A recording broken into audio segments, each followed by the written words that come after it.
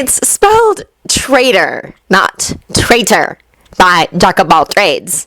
Chapter 4. Getting dangerous. Please, you gotta help me. A single day. That was all it took. You're like a miracle worker, right? The very next day, Izuku had become a celebrity. I'm bringing you here. Not only to the UA General Department, but the heroics classes too, apparently. I'm on my hands and knees. Izuku now having to permanently wear his Zuko face because of Bakugo and Kirishima's hyping him up past what the general student spoke of, he heaved a sigh internally and externally kept up the facade of a patient smile. Of course I'll help you, there's no need to beg. Izuku smiled down at the short boy with a series of large orbs growing out of the top of his head. Oh! The boy stood up from his groveling position. He had thrown himself onto Izuku's shoes as soon as he had opened the business for the day and started begging without preamble. Izuku shepherded the diminutive teen into his study. He noted that the plush toys and beanbag chairs were strangely popular with the notable UA students as his new client jumped up to snatch a toy fish from a shelf and buried himself in the biggest, softest beanbag he could find. I'm Minoru Mineta. The great hero in training introduced himself. I need relationship advice. Izuku could practically feel the comedic anime-style sweat drop on the back of his head. I'm a quirk counselor, not a relationship consultant. Yeah, but you're like an actual miracle worker, and you promised me you'd help me. I guess I did. I just can't promise that my advice will be as useful as it would be if I were talking about quirks. That's fine, that's fine. Mineta waved his hand at Izuku before pausing and putting it down. Actually, part of it is related to my quirk. I can pull off the sticky balls on my head and stick them to other stuff, and how sticky they are depends on how healthy I am. Fascinating, Izuku commented, scribbling on his notepad. The thing is that they get extra sticky when I'm feeling, bent up. Izuku raised an eyebrow. You know, when I've got that itch, pitching a tent, finding wood when I'm standing at attention. You know. Sexual frustration, yes, I understand. Izuku got in. Do you know why your state of arousal affects your quirk? I think it's because when I'm healthier, my body does, processes easier. Mineta scratched at one of his hair spheres. Like making ATP and oxygen exchange and stuff. So the more work my biology is doing, that translates to my quirk stickiness. You put a lot of research into this, it seems. Yeah, it's my quirk, wouldn't I? Mineta crossed his arms, pouting. Fair enough. It's the way I figure the more work my organs are doing, the stickier my balls. Please don't phrase it like that. And that's just a bunch of organs working in concert, right? So that's why my quirk gets more effective the more turned out I am. Well, that is illuminating. What does this have to do with your, relationship problems? Izuku coughed, uncomfortable, treading on unfamiliar territory. Look, I'm not gonna sugarcoat it. I'm a pervert. A shameless pervert. I like to see women in tight clothes. I like to touch their butts. If I can peek at a woman in her skivvies, I will gladly brave the consequences to do so. Mineta began to get a faraway look in his eyes and started drooling. You know I am obligated to inform the justice system if you confess to a crime here. Whatever, I never managed it before, for real anyway. Just so long as you're aware. So there's this girl in my class, 1A at UA, by the way, I know, very impressive, that I really like. Not in the usual, man, she's got a nice butt, or wow, check out that short skirt, kind of like, I really like her. Like her. You know? I am following you so far. But I'm pretty sure she hates me. Gosh, I wonder why. I mean, I try not to perv on her like I do all the other girls in class. Try to respect her boundaries and all that. But she just sees me ogling other women and takes offense anyway. And I can't just stop either. For one, if I did, I just wouldn't be as effective as a hero because I wouldn't be getting that extra organ stimulation. Ew. For two, it's such an ingrained habit that it would take so much effort to break that I might fall behind in my studies. Rank 9, by the way, very impressive, I know. And 3, I don't know if I would actually stop if I did end up in a relationship anyway. So I really haven't seen the point in backing off, even though it makes her hate me. I see. Izuku was beginning to have doubts that he could actually help Mineta. You can't help someone who doesn't want saving. In that case, why have you come to me? Well, the thing is, I know that if I keep up the way I'm going, I'm gonna get arrested for sexual harassment eventually. I said I hadn't seen the point in stopping before, but the more I learn about being a hero, the more it makes me realize that I need to mellow out. That is quite admirable. If you don't mind me asking, what made you want to be a hero to begin with? Izuku asked, anticipating another pervy answer. Well, at first it was because I thought heroes were cool just because they were heroes, and they had legions of fans to fawn over them, and I'm not gonna pretend that wasn't a huge motivator. But I've started to realize that people aren't cool because they're heroes. Mineta looked down at his hands, squeezing them tight. People aren't heroes because they're cool. I want to be cool. I want to be able to look back at my life when I'm old and have a million grandkids and say that I made a difference. I think that you have a very admirable sentiment there, Minoru. Izuku wasn't lying. That was an interesting turnaround in Mineta's character that he had not been expecting. But I still do not understand what it is you want me to help you with.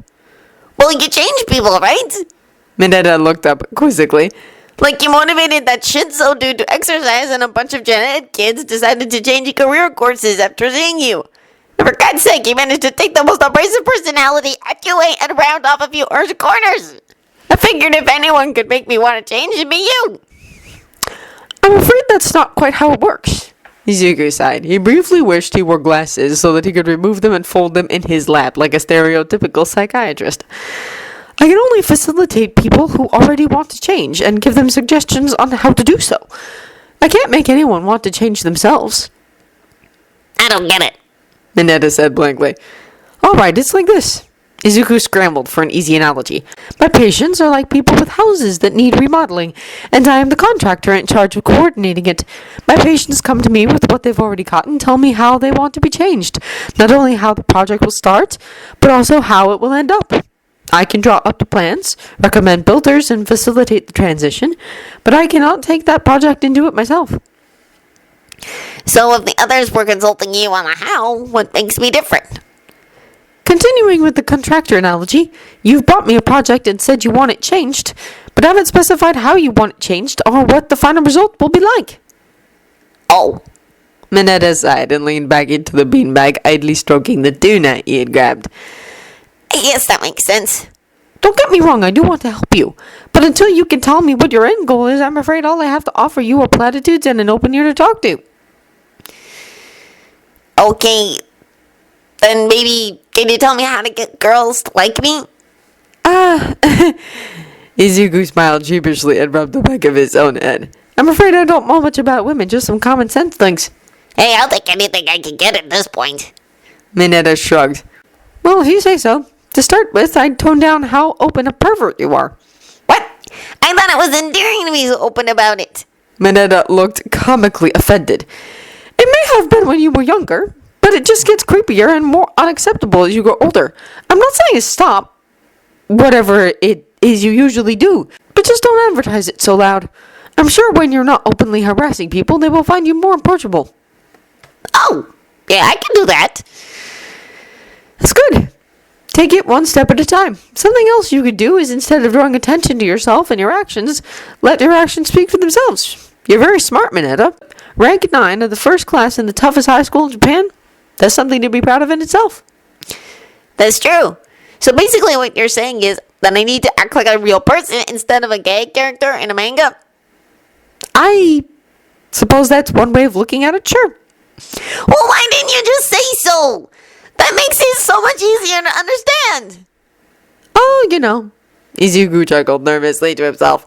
It's better if you come to the conclusion yourself. You internalize it better that way. It definitely was not because Izuku had not thought of phrasing it so simply. Not at all. That makes sense. Mineta shrugged, hopping off of the beanbag chair he had occupied, leaving a small dent in the fabric. Thanks, Mr. Midori. I think I get what I need to do now, he said, jumping to put the fish plush back onto its shelf. Then I have done my job. If you ever have any questions about your quirk, keep me in mind. Cool. Man, I've got to change my costume too. Oh? What's wrong with it? Well, when I designed it, I was thinking about how popular younger people have been getting. Like, all the top waifus and husbandos in anime recently been borderline pedophilia. So I figured if infantilization is what everyone's into, I'll wear a diaper. But yeah, since I'll be trying for a more mature look, the diaper has got to go. Well, that's good.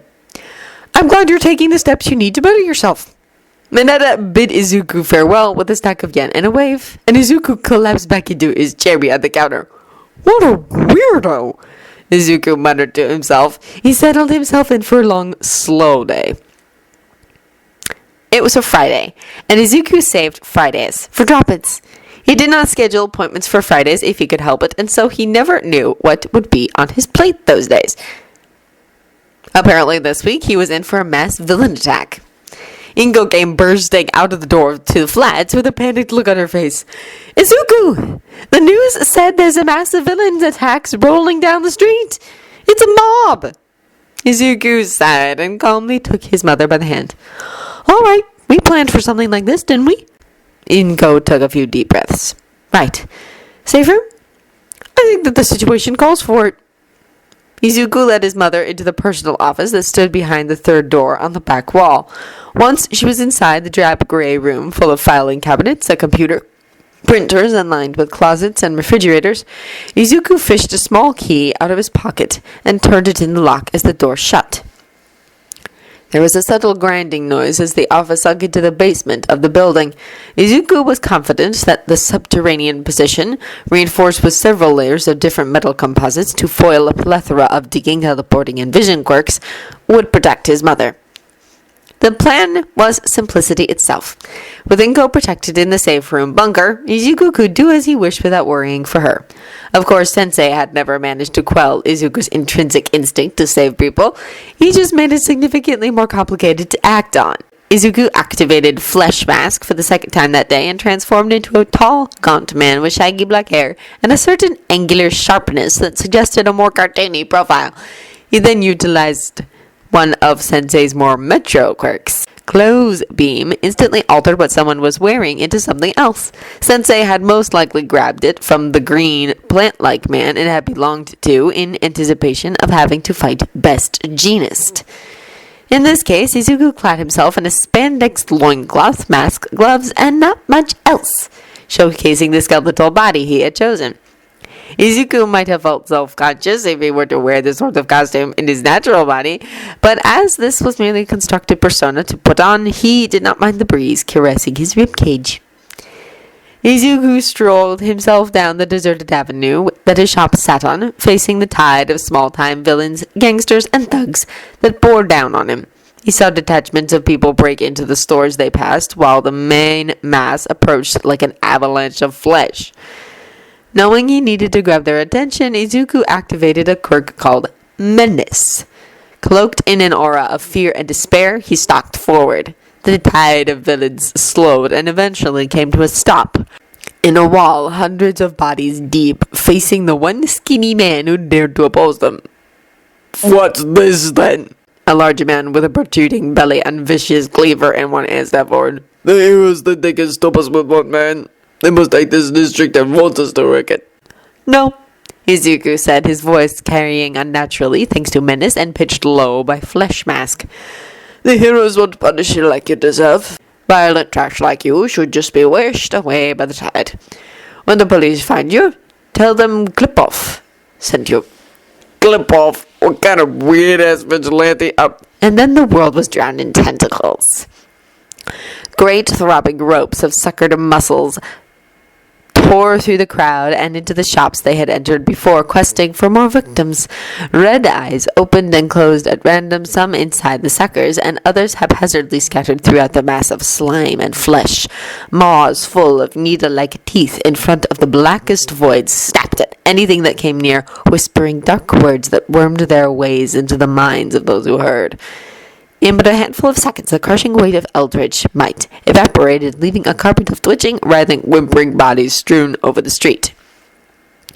Izuku ducked into an alleyway before changing back into the form of Zuko and making his way back to his shop just as the heroes began to converge on the scene. Sensei had sought for a lot of things in his successor. Emotionally, he wanted to kill Izuku's heroic instinct, his helpful nature, his overactive empathy, and his sense of mercy. He has succeeded in squelching only one of those parts of Izuku's psyche. Izuku may be a mild-mannered quirk counselor now, but he held no patience for those who would threaten others in his presence.